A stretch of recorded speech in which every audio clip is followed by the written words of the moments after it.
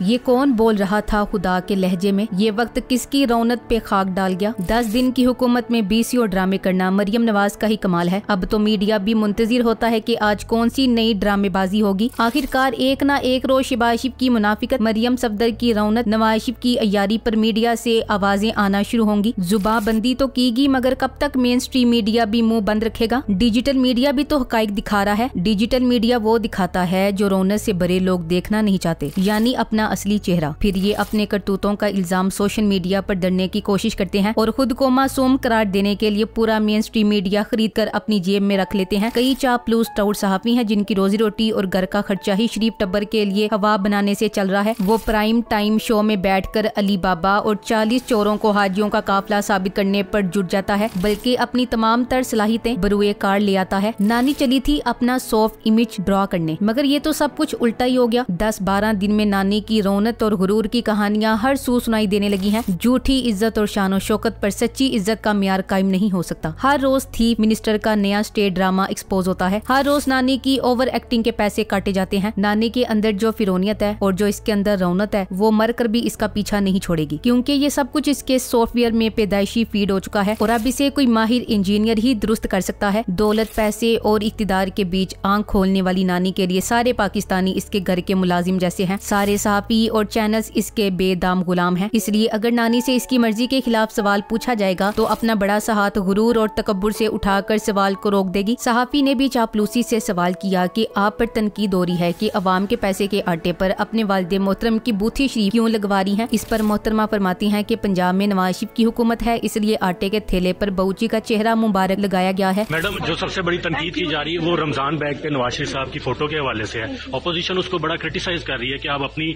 Publicity जो है वो मियां साहब की आवाम के पैसों से कर रहे हैं। देखिए मेरी बात सुने, हुकूमत किसकी है पंजाब में? Nawaz Sharif. Thank you sir.